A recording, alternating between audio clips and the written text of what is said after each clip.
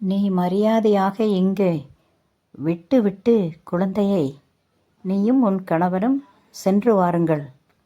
நீ சின்ன பிள்ளையில் முரண்டு பிடிப்பது போல் இப்பம் முரண்டு பிடிக்காதே செல்லத்தாயி என்று பாட்டி சொன்னார்கள். அம்மா அதை கேட்கவில்லை. ஏனென்றால் அவர்கள் ஒரு தீர்மானம் எடுத்து விட்டார்கள் என்றால் அதிலிருந்து அவர்கள் எப்போதும் பின்வாங்க மாட்டார்கள். அதுதான் அவர்களது குணம். அதை ஒன்றும் செய்ய முடியாது. அவர் எப்போதும் சொல்வார்கள், இந்த குணம் நான் பிறக்கும்போது என் கூட பிறந்தது. நான் இறந்தால்தான் அது இறக்கும். இடையில் என்னை விட்டு அது போகாது என்று அம்மா எப்போதும் சொல்வார்கள். அப்படி இருக்கும்போது யார் உபதேசம் பண்ணினாலும் அவர்கள் காதில் அது நுழையாது. அதற்கு அப்பா அங்கு இருந்தார். பெரிய பாட்டி வீட்டில் கட்டிலில் அமர்ந்திருந்தார். அப்போது மாமா பழனிசாமி மாமாவும் அங்கு இருந்தார். அப்பாவும் மாமாவும் அம்மாவிடம் சொன்னார்கள். மாமா சொன்னார்கள், அக்கா, பாவம் குழந்தை படிக்கணும் என்று ஆசைப்படுகிறாள். இது கவர்மெண்ட் ஸ்கூல் தானே, இதுக்கு என்ன செலவாய் போது? வெளியே ப்ரைவேட் ஸ்கூலில் நம்ம சேர்க்க போகிறோம்? இல்லை, இது நம்ம கிராமத்தில் 5 வரை தானே, படிக்கட்டும். படித்தால் நீங்கள் போயிட்டு வாருங்கள். அத்தானும் நீங்களும் போய் வாருங்கள். இங்கு அம்மா இருக்கிறார்கள், சித்தி 2 பேர் இருக்கிறார்கள். இவளை பார்ப்பதற்கு ஆளா இல்லை. இது நம் சொந்த ஊர் தானே அக்கா என்று பழனிசாமி மாமா அம்மாவிடம் சொன்னார்கள். அம்மா அதையும் கேட்கவில்லை. மாமா சொல்லி முடித்தவுடன் அப்பா சொன்னார்கள், உனக்கு நீ ஏன் இப்படி பிடிவாதம் பிடிக்கிறாய்? குழந்தை இங்கே இருக்கட்டும். நம் இருவரும் போவோம். அவள் படிக்கட்டும்.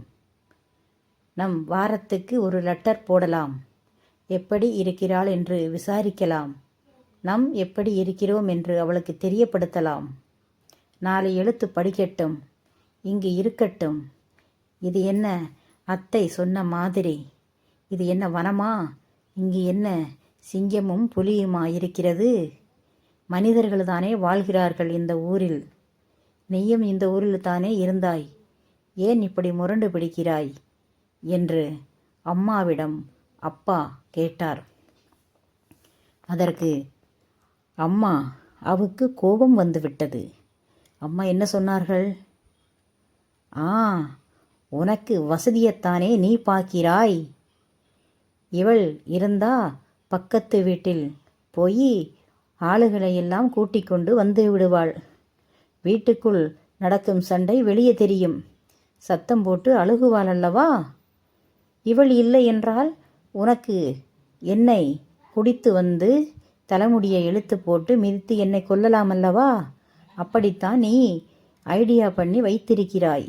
அதனால்தான் இவளை இங்கே விட்டு வா என்று நீயும் அவளுக்கு சப்போர்ட்டாக பேசிக்கொண்டிருக்கிறாய் என்று அம்மா அப்பா மீது புலியைப் போல் பாய்ந்தார்கள்.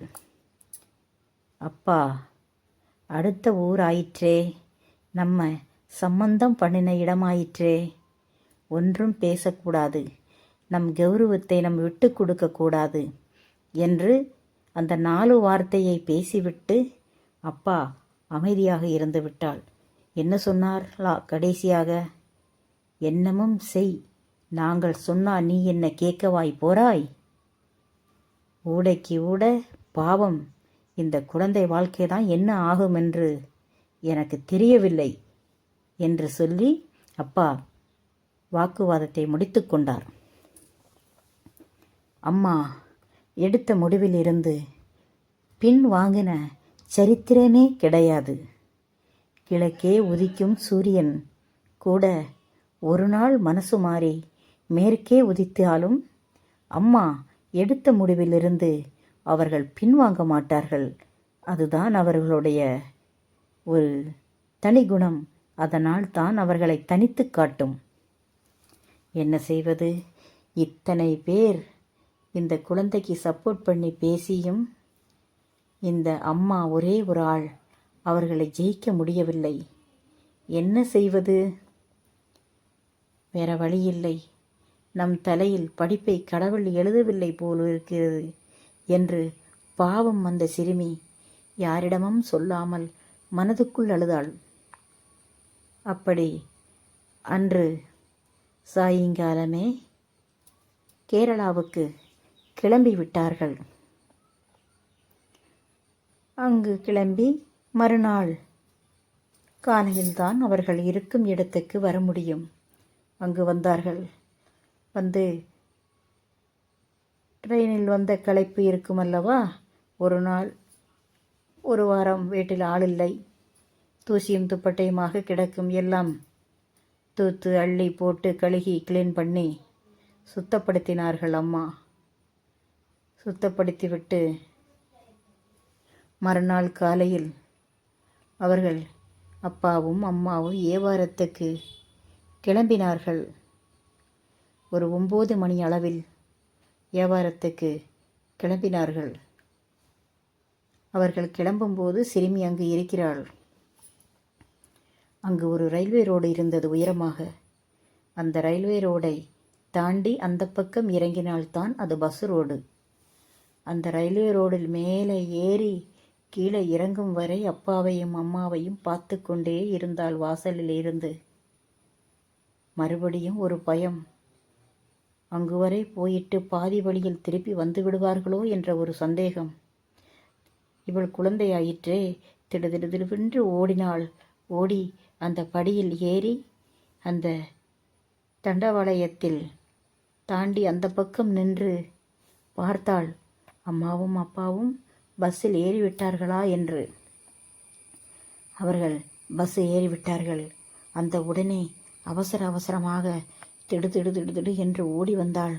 ஓடி வந்து சீக்கிரம் அந்த பள்ளிக்கு ஓடினாள்.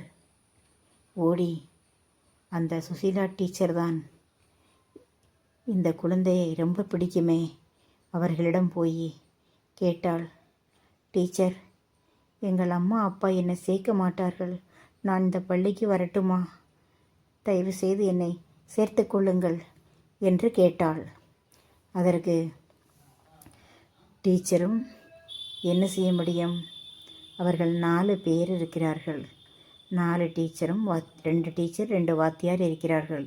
4 பேரும் என்னை பார்த்தவுடன், செல்வியை பார்த்தவுடன் ஒன்றாக நின்றார்கள். நின்று என்ன செய்யலாம் என்று அவர்களே பேசிக்கொண்டார்கள். அப்போது என்ன செய்வது, அப்பா அம்மா சம்மதம் இல்லாமல் இவளை எப்படி ஸ்கூலில் சேர்ப்பது என்று பேசினார்கள். அதில் பிரின்சிபல் சொன்னார், பரவாயில்லை, இப்படி ஒரு ஆர்வம் உள்ள குழந்தையை நம்ம புறக்கணித்து விடக்கூடாது, இருக்கட்டும், அவர்கள் அம்மா அப்பா வந்தால் பார்த்து கொள்ளலாம், இங்கு பள்ளியில் பேர் இருக்காது, பரவாயில்லை, அவளுக்கு படிக்க தெரியுமல்லவா, சொல்லிக் கொடுப்போம், படிக்கட்டும் என்று பிரின்சிபல் சொல்லிவிட்டார். சொன்னவுடன் சுசீலா டீச்சர், பாக்கி உள்ள வாத்தியார் டீச்சர் எல்லாருமே சம்மதித்து விட்டார்கள். நீயும் இங்கு இருந்து படி என்று சொன்னார்கள். புக்கு பேனா ஸ்லேடு எதுவுமே கிடையாது, வெறும் ஆளாகத்தான் பயந்து பயந்து ஓடி போய் அங்கு கெஞ்சி கொண்டு இருக்கிறது இந்த குழந்தை. அப்போது அன்று ஒரு நாள் அங்கு பள்ளியில் இருந்து படித்தாள். டீச்சர் வாத்தியார் சொல்வதை கேட்டுக்கொண்டு இருந்தாள். மறுநாள் 4 மணி ஆகணுமல்லவா, 4 மணி அன்று முதல் நாள் 4 மணிக்கு பெல் அடித்து விட்டது. பள்ளிக்கூடத்துக்கும் வீட்டுக்கும் நடுவில் ஒரு ட்ரெயின் ரோடு இருக்கிறது. கொஞ்சம் தூரம்தான், ஒரு 300 மீட்டர் இருக்கும். பள்ளிக்கூடம் விட்டவுடன் எல்லா குழந்தைகளும் மெதுவாக வந்தார்கள். செல்வி மட்டும் மின்னல் வேகத்தில் வீட்டுக்கு ஓடினாள். ஏன் ஓடினாள் என்றால், அம்மாவும் அப்பாவும் வந்து விடுவார்களா, வந்து விட்டால் அம்மாவுக்கு கோபம் வந்து விடுமே, அம்மா அடித்து விடுவார்களே, பள்ளி செல்லக்கூடாதே என்று வேகமாக ஓடி வீட்டில் திண்ணையில் அமர்ந்து கொண்டாள். அப்போது 10 நிமிடத்தில் அம்மாவும் அப்பாவும் வருகிறார். அவள் சாமியை மனதுக்குள் கும்பிட்டாள்.